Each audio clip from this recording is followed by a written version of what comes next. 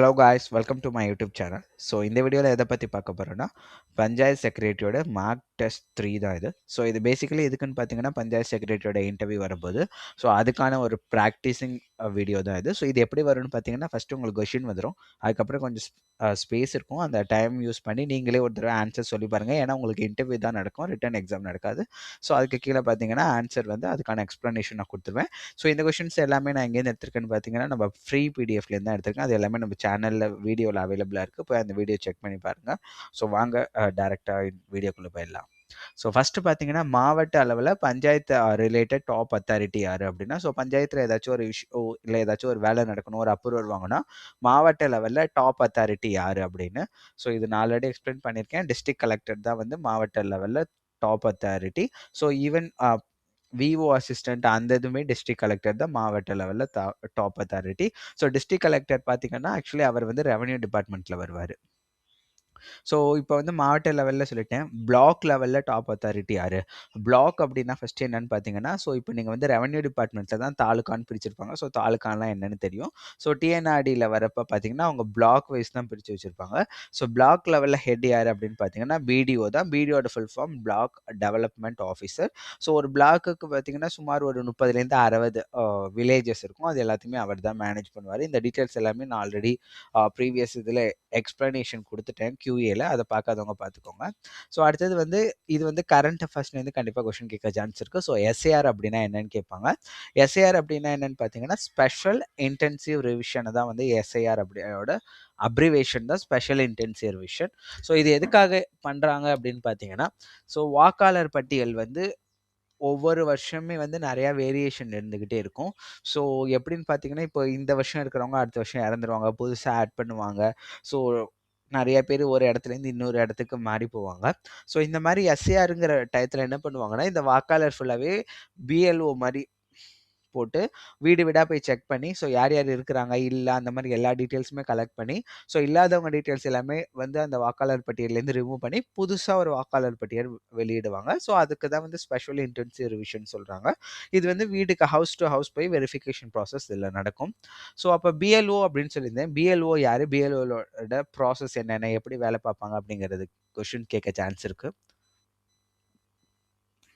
So பிஎல்ஓனா பார்த்தீங்கன்னா, booth level officers தான் இது வந்து ஃபுல் ஃபார்ம். ஸோ இது ஏன் வந்து இந்த இடத்துல கேட்குறாங்கன்னு பார்த்தீங்கன்னா, இப்போ எங்கள் ஊரில் கூட பஞ்சாயத்து ஆஃபீஸில் தான் வந்து இந்த பிஎல்ஓ எல்லாம் இருந்தாங்க. அந்த ப்ராசஸ் எல்லாமே வந்து பஞ்சாயத்து ஆஃபீஸ் பேஸ் பண்ணி தான் நடக்கும். ஸோ உங்களையும் கூட பஞ்சாயத்து ஆஃபீஸ்லேருந்து கூட கண்டிப்பாக விஏஓ வந்து பிஎல்ஓவாக இருப்பாங்க. ஸோ ஆல் பத்தாத டயத்தில் பஞ்சாயத்து ஆஃபீஸில் இருக்கவங்களையுமே பிஎல்ஓவாக போடுவாங்க. ஸோ பிஎல்ஓட ப்ராசஸ் என்னன்னு பார்த்தீங்கன்னா, ஃபஸ்ட்டு வீடு வீடாக போய் எனமரேஷன் ஃபார்ம்னு ஒன்று கொடுக்குறது, அதாவது அந்த எஸ்ஏஆர் ஃபார்ம் கொடுப்பாங்க. அதுக்கப்புறம் கண்டிப்பாக வீடு வீடாக போய் வெரிஃபிகேஷன் பண்ணி, ஸோ அந்த வெரிஃபை ஆனவங்க யார் யார் இருக்காங்களோ அவங்க டீட்டெயில்ஸ் எல்லாமே நம்மளோட அந்த ஓட்டர் ஐடியோட அஃபிஷியல் வெப்சைட்டில் போய் அப்லோட் பண்ணுறது தான் பிஎல்ஓட வேலை. ஸோ அடுத்தது வந்து 100 டேஸ் ஸ்கீம். இதுவுமே வந்து கரண்ட் இது. ஸோ இந்த எஸ்ஏஆரும் சரி, ஸோ இந்த 100 டேஸ் ஸ்கீம் அதாவது 100 நாள் வேலையும் பார்த்தீங்கன்னா, கரண்ட் அஃபேர்ஸ்னு தனியாகவே ஒரு வீடியோ ஃபுல் எக்ஸ்ப்ளனேஷன் போட்டுருக்கேன். அதை போய் பார்க்காதவங்க பார்த்துங்க. ஸோ இந்த 100 நாள் வேலையில் இப்போ நிறைய சேஞ்சஸ் கொண்டு வந்துட்டு இருக்காங்க. ஸோ என்னென்ன சேஞ்சஸ்லாம் கொண்டு வந்தாங்க, அதை பற்றி உங்களுக்கு தெரிஞ்ச இன்ஃபர்மேஷன் கொடுங்க அப்படின்னு இன்டர்வியூவில் கண்டிப்பாக கேட்கலாம். ஸோ பாஸ் பண்ணிவிட்டு நீங்கள் ஒரு தடவை ஆன்சர் சொல்லி பார்த்துருங்க. ஸோ என்னென்னலாம் இப்போ வந்து சேஞ்சஸ் கொண்டு வராங்க மேஜரான்னு பார்த்தீங்கன்னா, முன்னாடி 100 நாள் தான் இருந்துச்சு. இப்போ 125 நாள் வரைக்கும் கொண்டு வராங்க. ஏன்னா இன்னுமே வந்து மக்களோட வாழ்வாதாரத்தை கொஞ்சம் உயர்த்துறதுக்காக 25 டேஸ் இன்க்ரீஸ் பண்ணுறோன்னு சொல்லியிருக்காங்க. அதே மாதிரி பழைய சம்பளத்தோட கம்பேர் பண்ணுறப்ப இப்போ 290லேருந்து 300 ஆவரேஜ். ஸோ 320 வரைக்கும் போகிறதுக்கான சம்பளம் சான்சஸ் இருக்குது. ஸோ முன்னாடி பார்த்தீங்கன்னா 100 நாள் வேலைங்கிறது ஸோ கிராமப்புறத்தில் இருக்கவங்களுக்கு ஒரு வேலை கொடுக்கணும் அப்படிங்கிறதுக்காக கொண்டு வரப்பட்டது தான். பட் இப்போ என்ன சொல்லியிருக்காங்கன்னா, இது வேலையை மட்டும் அந்த எம்ப்ளாய்மெண்ட்டை மட்டும் ஃபோக்கஸ் பண்ணக்கூடாது. அவங்க வந்து எவ்வளோ மணி நேரம் வேலை பார்த்துருக்காங்களோ அந்த டைமை பொறுத்து அவங்களுக்கு காசு வந்து டிரான்ஸ்பரன்சி. ஸோ நீங்கள் ஒரு நாளைக்கு வந்திருக்கீங்க, இத்தனை மணி நேரம் வேலை பார்த்துருக்கீங்க, அதுக்கு உங்களுக்கு இவ்வளோ காசு அப்படிங்கிறது வரப்ப ரொம்ப டிரான்ஸ்பரன்சியா எல்லாமே இருக்கணும் அப்படிங்கிறத மென்ஷன் பண்ணியிருக்காங்க. இது ஏன் அப்படின்னா, நீங்க எவ்வளோ டைம் வேலை பார்த்துருக்கீங்களோ அதுக்கான காசு உங்களுக்கு கிடைச்சிடும். இப்போ நிறைய பேர் வந்து அந்த கம்ப்ளைண்ட் போயிட்டே இருக்கு. 100 நாள் வேலை வந்து பார்த்தீங்கன்னா, ஹாஃப் டே தான் ஒர்க் பண்றாங்க அப்படிங்கிறது. ஸோ இது வந்து ஃபுல்லாவே டைம் பேஸ்ட் அப்படிங்கிற மாதிரி கொண்டு வராங்க. இன்னொன்னு விஷயம் பார்த்தீங்கன்னா, இந்த 100 நாள் வேலைக்கு வந்து மகாத்மா காந்தி அப்படிங்கிற நேம் வச்சு தான் ஸ்டார்ட் பண்ணுவோம். பட் இப்போ அதுக்கான நேமே சேஞ்ச் பண்ணுவோம் அப்படிங்கிறது இது ப்ரொபோஸ் தான் பண்ணியிருக்காங்க கவர்மெண்ட். பட் இன்னும் அஃபிஷியலா சேஞ்ச் பண்ணல. இன்னும் அந்த மகாத்மா காந்தி பேஸ் ஸ்கீம்ஸ் அப்படிங்கிற நேம்ல தான் இன்னுமே இருக்கு. ஸோ இதுவுமே கேட்க சான்சஸ் நிறையா இருக்கு. ஏன்னு பார்த்தீங்கன்னா, பஞ்சாயத்து செக்ரட்டரியோட மெயின் வேலையே இந்த 100 நாள் பேஸ் பண்ணி தான். ஸோ யார் யார் வந்திருக்காங்க, எத்தன பேர் வந்திருக்காங்க, இவங்க எல்லா டீட்டெயில்ஸுமே கலெக்ட் பண்ணி இது எல்லாத்தையுமே நீங்க வெப்சைட்ல அப்லோட் பண்றதா இருக்கட்டும், அவங்களுக்கு அந்த ஃபண்ட் ஒதுக்கி சம்பளம் கரெக்ட்டா போயிடுச்சா, அந்த டீட்டெயில்ஸா இருக்கட்டும், யார் யாரெல்லாம் எலிஜிபிளோ அவங்களுக்கு 100 நாள் வேலை கார்டு போட்டு தரதா இருக்கட்டும், இது எல்லாமே வந்து பஞ்சாயத்து செக்ரட்டரி தான் பண்ணுவாங்க. ஸோ அதனால தான் இது மெயினா இத பத்தி கொஸ்டின்ஸ் உங்களுக்கு கேட்க நெறைய சான்சஸ் இருக்கு. ஏன் அப்படின்னு பார்த்தீங்கன்னா, ஸோ இப்ப டிஎன்பிசிலாம் பார்த்தீங்கன்னா, ஒரு போர்ஷன் குடுத்துருவாங்க. ஸோ அந்த போர்ஷன்லேருந்து இந்த கொஸ்டின்ஸ் தான் வரும்னு சொல்லிடுவாங்க. But when it's come to panchayat செக்ரட்டரியா இருக்கட்டும், விஏஓ அசிஸ்டன்ட்டா இருக்கட்டும், போர்ஷன் எதுவுமே கிடையாது. ஜஸ்ட் பேசிக்கா இவங்க பஞ்சாயத்து செக்ரட்டரிக்கு என்ன சொல்லியிருக்காங்க, நான் முன்னாடியே அந்த அஃபிஷியல் பிடிஎஃப் உங்களுக்கு ஓப்பன் பண்ணி காட்டினேன். ஸோ அந்த பிடிஎஃப்ல என்ன குடுத்துருக்காங்கன்னா, லோக்கல் பாடிஸ்ல இருக்க பேசிக் டீட்டெயில் எல்லாமே படிச்சுக்கோங்கன்னு சொல்லியிருக்காங்க. ஸோ அதனால மெயினா லோக்கல் பாடிஸ் ஃபோக்கஸ் பண்ண ஒரு வீடியோ தான் இது. ஸோ அடுத்தது பார்த்தீங்கன்னா, வில்லேஜ் லெவல் பஞ்சாயத்து ஆஃபீஸோட ஹையரார்கி என்ன? ஹையரார்கினா நான் முன்னாடியே என்னன்னு சொல்லியிருக்கேன். ஸோ ஃபர்ஸ்ட்டு பார்த்தீங்கன்னா, ஒரு ஆஃபீஸ்ல எடுத்துட்டீங்கன்னா, சீனியர் மேனேஜர், மேனேஜர், அதுக்கப்புறம் வந்து அசிஸ்டன்ட் மேனேஜர், அதுக்கு கீழ பார்த்தீங்கன்னா, டீம் லீட் இருப்பாங்க. அதுக்கு கீழ சீனியர் மெம்பர்ஸ் இருப்பாங்க. அப்புறம் பார்த்தீங்கன்னா, ஜூனியர்ஸ். ஸோ இதுதான் இந்த ஒரு ஆர்டர் சொல்றேன் பார்த்தீங்களா? அது பேர் தான் ஹையரார்கி. ஸோ அந்த மாரி பஞ்சாயத்து லெவல்ல ஹையரார்கி என்ன அப்படின்னு கேட்டிருக்காங்க. ஸோ ஹையரார்கி என்னன்னு பார்த்தீங்கன்னா, ஃபர்ஸ்ட்டு பஞ்சாயத்து இது நான் சொல்றது ஒரு கிராமம்னு எடுத்துட்டீங்கன்னா, அந்த பஞ்சாயத்து மட்டும். ஸோ ஃபர்ஸ்ட்டு யார் மெயின் அதுல யாருன்னா, பிரசிடென்ட் தான். ஸோ ஒரு வேளை நீங்க டிஸ்ட்ரிக்ட் ஃபுல்லா கன்சிடர் பண்ணீங்கன்னா, ஃபர்ஸ்ட்டு கலெக்டர் இருப்பாங்க. ஸோ இது பஞ்சாயத்துங்கிறதுனால பிரசிடென்ட் யாருன்னா, ஓட் போட்டு எலக்ட் பண்றவங்க. பிரசிடென்ட், வைஸ் பிரசிடென்ட் இருப்பாங்க. அப்புறம் வார்டு மெம்பர் இருப்பாங்க. ஸோ இவங்க 3 பேருமே பார்த்தீங்கன்னா, ஓட் போட்டு இப்ப சிஎம், பிஎம்லாம் எப்படி செலக்ட் பண்ணாங்க, அது மாரி ஓட் மூலியமா வந்தவங்க தான். அடுத்தது 4வது மெயின் கவர்மெண்ட்லேருந்து மெயினா யார் ஒரு பஞ்சாயத்துக்குன்னு பார்த்தீங்கன்னா, பஞ்சாயத்து செக்ரட்டரி இருப்பாங்க. அதுக்கப்புறம் வில்லேஜ் அசிஸ்டன்ட் இல்ல ஸ்டாஃப், அந்த கிளர்க் அவங்க எல்லாமே அதுக்கு கீழ வந்துருவாங்க. ஸோ இதுதான் வந்து பேசிக்கான ஹையரார்கி ஒரு பஞ்சாயத்துக்கு. இது கண்டிப்பா தெரிஞ்சு வச்சுக்கோங்க. நீங்க பஞ்சாயத்து செக்ரட்டரியா ஒர்க் பண்றப்ப, பஞ்சாயத்துல பிரசிடென்ட் கிட்டயும், ஸோ பிளாக் லெவல் அப்படின்னு பார்க்குறப்ப பிடிஓ கிட்டயும் நீங்க 2 பேர்ட்டயுமே ரிப்போர்ட் பண்ணுவீங்க. ஸோ பிடிஓ அண்ட் பிரசிடென்ட் கிட்ட.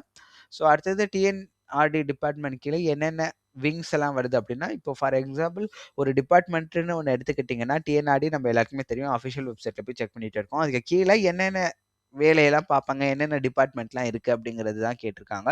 ஸோ ஃபர்ஸ்ட்டு டிஎன்ஆர்டிக்குல என்னென்னலாம் இருக்கும்னு பார்த்தீங்கன்னா, டைரக்டரேட் ஆஃப் பஞ்சாயத்து இருக்கும், டிஆர்டிஏ இருக்கும், எஸ்ஏஆர்டி இருக்கும். So TN women development corporation இருக்கும், ரூரல் டிரான்ஸ்ஃபர்மேஷன் யூனிட்ஸ் இருக்கும். ஸோ இதெல்லாம் படிச்சு ஞாபகம் வச்சுக்கணும்னு அவசியம் இல்ல. பட் இந்த மாரி வந்து உமன் டெவலப்மெண்ட் இருக்கும், அந்த ரூரல் டிரான்ஸ்ஃபர்மேஷன் யூனிட்ஸ் இருக்கும். இது எல்லாமே வந்து டிஎன்ஆர்டி கீழ தான் இருக்கு அப்படிங்கிறத பேசிக்கா தெரிஞ்சு வச்சுக்கோங்க. ஸோ அடுத்தது பார்த்தீங்கன்னா, பஞ்சாயத்து பிரசிடென்ட்க்கு மேலான கவர்ன்மெண்ட் அட்மினிஸ்ட்ரேட்டிவ் ஆஃபீசர் யார்? ஸோ இப்போ நான் உங்கள்ட்ட சொல்லிட்டேன் பஞ்சாயத்துன்னு பார்த்தீங்கன்னா, ஃபர்ஸ்ட்டு பஞ்சாயத்து பிரசிடென்ட் தான். அவர்கிட்ட நீங்க வந்து ஆ ரிப்போர்ட் பண்ணுவீங்க. ஸோ பஞ்சாயத்து பிரசிடென்ட்க்கு மேல கவர்ன்மெண்ட் ஆஃபீசர் யாருன்னு பார்த்தீங்கன்னா, பிடிஓ தான்.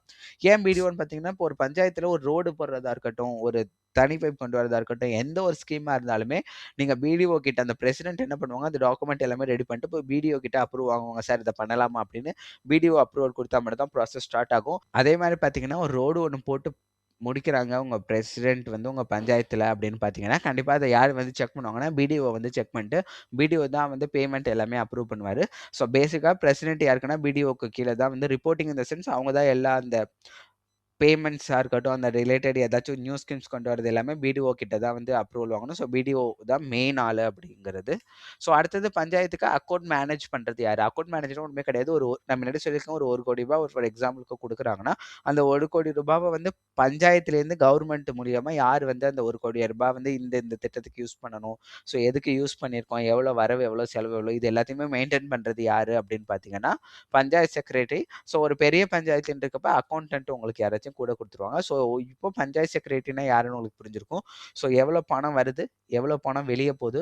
ஸோ கவர்மெண்ட்லேருந்து எவ்வளோ குடுத்துருக்காங்க? ஸோ டாக்ஸ் மூலியமா எவ்வளோ கலெக்ட் பண்ணியிருக்கோம்? இது எல்லா டீட்டெயிலுமே பஞ்சாயத்து செக்ரட்டரி தான் வச்சு மெயின்டெயின் பண்ணுவாங்க. ஸோ அடுத்தது வந்து பார்த்தீங்கன்னா, உங்களுக்கு 2 கொஸ்டின்ஸ். ஸோ இவ்வளோ நேரம் வீடியோ எல்லாம் பார்த்துருப்பீங்க. ஸோ இந்த 2 கொஸ்டினுக்கான ஆன்சர் தெரிஞ்சுச்சுன்னா கண்டிப்பா கமெண்ட் பண்ணுங்க. ஸோ தெரியலன்னா நான் நெக்ஸ்ட் வீடியோல என்ன ஆன்சர்ன்னு சொல்லிடுறேன். ஃபர்ஸ்ட் டைரக்டரேட் ஆஃப் ரூரல் டெவலப்மென்ட்டின் கமிஷனர் யார் அப்படின்னு கேட்டிருக்காங்க. நான் முன்னாடி சொல்லியிருந்தேன் டிஎன்ஆர்டிக்கு கீழ டைரக்டரேட் ஆஃப் ரூரல் டெவலப்மென்ட் வருதுன்னு. ஸோ அதோட கமிஷனர் யாருன்னு கேட்டிருக்காங்க. ஸோ இன்னொரு விஷயம் என்னன்னு பார்த்தீங்கன்னா, இந்த திருக்குறள் பேசிக்கா நான் ஏன் இங்க திருக்குறள் குடுத்துருக்கேன்னு பார்த்தீங்கன்னா, ரீசென்ட்டா வந்து திருச்சி விஏஓ அசிஸ்டன்ட் எக்ஸாம்ல ஸோ எங்க தாலுக்காலலாம் பார்த்தீங்கன்னா, கொஸ்டின் அண்ட் ஆன்சர் மாரி தான் கேட்டிருந்தாங்க விஏஓ அசிஸ்டன்ட்க்கு. பட் திருச்சியில என்ன பண்ணியிருந்தாங்கன்னு பார்த்தீங்கன்னா, ஜஸ்ட் ஒரு நார்மல் ஒரு 10 திருக்குறள் குடுத்துட்டு, அதுக்கான எக்ஸ்ப்ளனேஷன் என்ன? ஸோ அதுக்கான அர்த்தம் என்ன? எதுக்காக இந்த திருக்குறள்? இதோட அர்த்தம் என்ன? மீனிங் என்ன? அப்படிங்கிற மாரி தான் கேட்டு, அவங்களுக்கு வந்து பார்த்தீங்கன்னா, ரொம்ப கஷ்டமானதெல்லாம் குடுக்கல. ரொம்ப நார்மல் லெவல் ஆஃப் ஒரு இன்டர்வியூ மாரி தான் நடந்திருக்கு. ஸோ பேசிக்கலி உங்களுக்கு வந்து அவுட் ஆஃப் பாக்ஸ்ல போய் இந்த கொஸ்டின்ஸ் கேட்கலாம் அப்படிங்கிற சான்ஸ் இருக்கிறதுனால தான் இந்த கொஸ்டின் குடுத்துருக்கேன். ஸோ இது 2த்தோட எக்ஸ்ப்ளனேஷன் தெரிஞ்சா கண்டிப்பா கமெண்ட் பண்ணுங்க. ஸோ நெக்ஸ்ட் வீடியோ கண்டிப்பா வேற ஏதாச்சும் டீட்டெயில்ஸ் வேணும். அஃபிஷியலா வந்து இப்போ இன்டர்வியூ முடிஞ்ச அப்புறம் என்ன நடக்கும் அப்படிங்கிற டீட்டெயில்ஸ் எல்லாமே ஷேர் பண்ணியிருக்கேன். ஆர்டர் காப்பி எப்படி வரும்? எப்படி இருக்கும்? ஸோ அத பேஸ் பண்ணி ஏதாச்சும் டீட்டெயில் வேணுனாலும் கண்டிப்பா சொல்லுங்க. நான் வந்து வெப்சைட் செக் பண்ணிட்டு சொல்றேன். ஸோ இந்த மாரி வேற ஏதாச்சும் வீடியோஸ் வேணுனா கண்டிப்பா சப்ஸ்கிரைப் பண்ணிட்டு பாருங்க. பாய்.